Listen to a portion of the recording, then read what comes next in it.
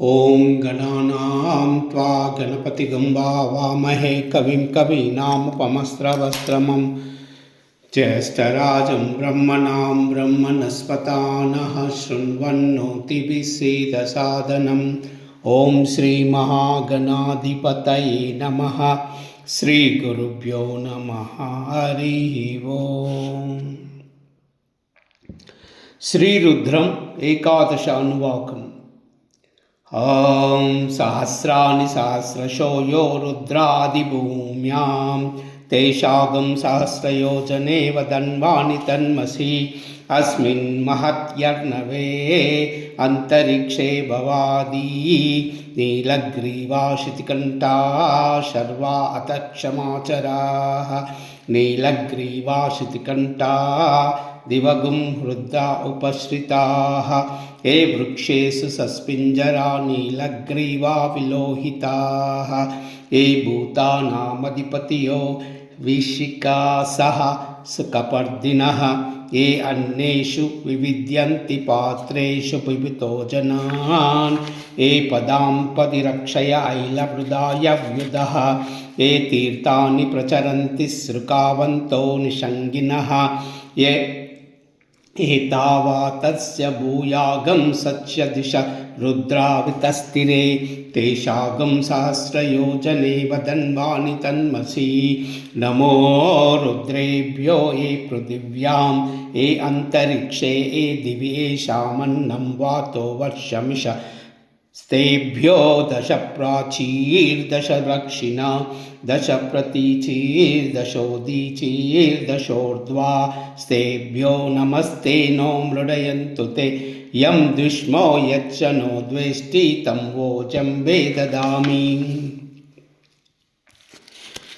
त्र्यम्बकं यजामहे सुगन्धिं पुष्टिवर्धनम् उर्वारुकमिव बन्धनात् मृत्योर्मोक्षीयमामृतात् त्र्यम्बकं यजामहे सुगन्धिं पुष्टिवर्धनम् उर्वारुकमिव बन्धनात् मृत्योर्मोक्षीयमामृतात्।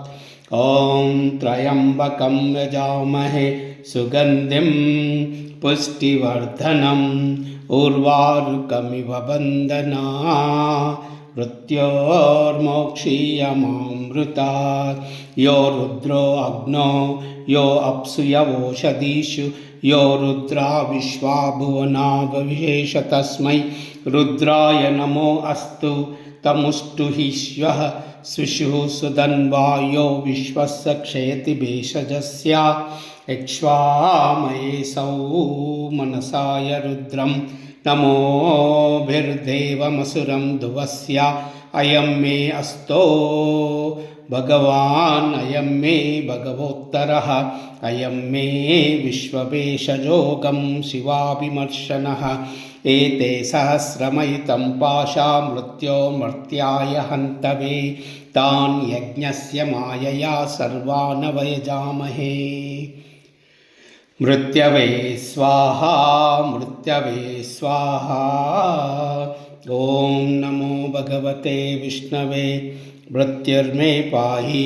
ॐ नमो भगवते रुद्राय विष्णवे मृत्युर्मे पाहि। प्राणानां ग्रन्थिरसि रुद्रो मा विशान्तकः तेनानन्नाप्यायस्याः। ॐ नमो रुद्राय विष्णवे मृत्युर्मे पाहि सदाशिवो।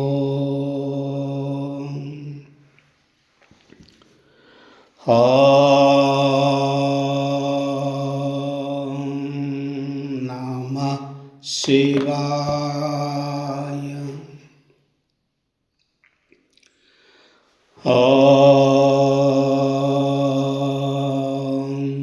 नमः शिवाय।